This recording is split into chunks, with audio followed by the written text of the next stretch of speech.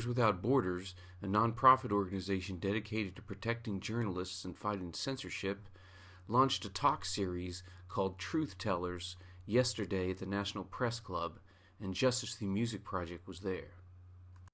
The first journalist to be featured is Hassan Sabarkshian, an Iranian photojournalist who had to flee his country after the presidential elections in June 2009, and he was here to speak about the situation journalists are facing now in Iran. To talk about the situation of press freedom today is in Iran, and we hope we can raise awareness on lots of countries of the world where press freedom is threatened. You might all know it now, but Iran is at a very, very bad event and point at its history. The reporters are fleeing the country. Some of them are just afraid that some friends or the families has been found by the government, so they are all deleting Facebook profiles. Can you imagine being, as a journalist, one day forced to delete your Facebook profile because your friends are at stake? It's really a critical moment right now, and I'm really honored that Hassan is there. You might not know that name from here, but believe me, in Iran, he is a well-known photographer, and he's done a lot of things for the press freedom. That's why he's here today, and he cannot speak from Tehran, because he fled the country. Thank you very much for coming here and listening to Iranian journalists, situation and all the issues which happened 10 months, in the past 10 months. I'm representative of my colleagues who they cannot work now in Iran freely, and even they cannot carry the cameras. I'm not, the speaker actually. I'm a photographer, but I want to try to do, the best job because of my colleagues' situation and all the Iranians. I think now the time I need to speak about some issues, some facts. Actually, I was a photographer for 10 years for 18 news agency, and now I'm a speaker, and I'm just looking for background and what I did before and what's the situation in the country now. In Iran, there is no space for bracing and circulation of information, as there is no freedom of speech.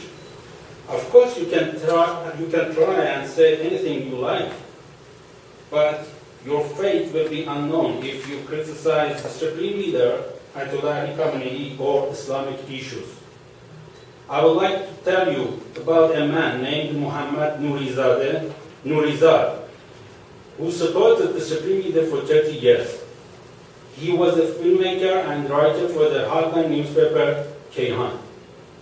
As soon as Mr. Nurizad found out the result of the June 2009 presidential election, he began to criticize the internal policy of Supreme Leader Ayatollah Ali Khamenei. Nurizad asked Khamenei to change President Ahmadinejad or limit his power, and he also asked him to comfort Iranians following post-election turmoil. Sadly, Nurizad is now in Solidarity in prison for 4 months. 2 weeks ago, Ghulam Hussein Mohseni Ejei, the prosecutor, said, until Nurizad does not stop and change his beliefs, he will not be permitted to see his family. This is just one example out of the fate of hundreds of journalists, even if they have spent their careers supporting to the Islamic government, but turning criticized Supreme Leader, and it was unacceptable even for Supreme Leader's supporters, who they believe Khamenei is representative of the God on the earth.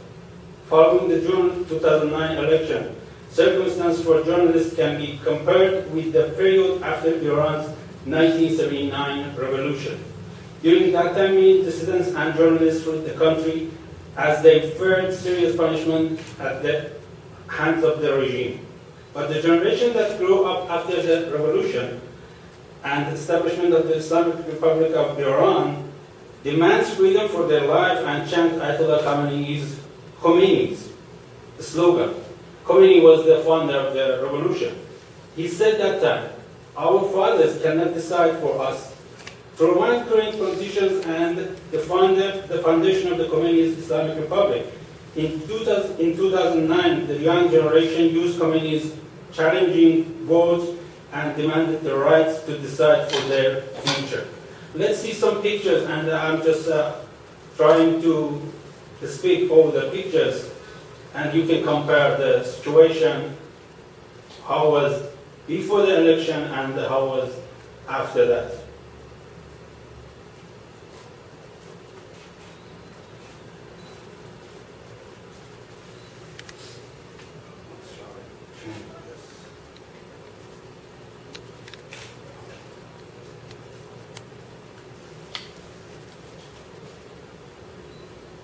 This is kind of pictures which I took during the 10 years in Iran, and you can see some contrast of the pictures and some lives in the streets, in the universities, in some demonstrations, and you can find the atmosphere of my words, how was the situation in Iran.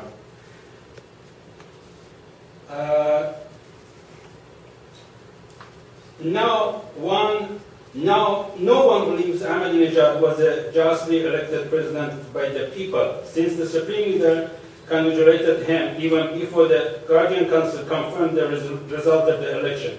The Guardian Council of the Constitution, or Shurای Negahban Qanun Asasi, also known, is an appointed and constitutionally mandated 12 members council that widely considerable power and influential in Iran.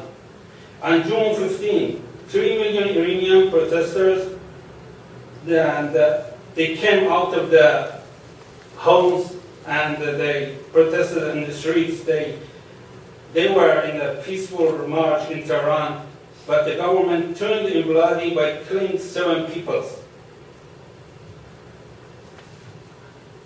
by the hands of the militias. After the demonstration, reporters, journalists, and photographers sent all photos of the footages of the events to the media around the world. The Islamic Republic saw the loss of their power and legitimacy through works of these photographers, and set by restricted the media by creating an atmosphere of fear. These pictures, actually, which you are looking now, these are for the demonstration on 1999, which was the biggest 10 years ago. It was started when the government banned the performance newspaper, Daily Salam, and then students started that time to came out and show their protest, and 1 people that time killed. But it's still all the people that are believing nowadays, and also the demonstration after the 2009 election, it was began during that time's demonstration. That was the time which the people started to show they were not satisfied with the regime, and this is the result of the 10 years ago, and demanding their rights. However, the Iranian people have used citizen journalism during the past 10 months and as an alternative to fight against the regime's censorship through social networks like Facebook and Twitter. This is an important step to inform the world about the truth in Iran. I think the professional journalism in Iran changed to a face of the citizen journalism. This is very important after the election, which all the people, they are using their cell phones.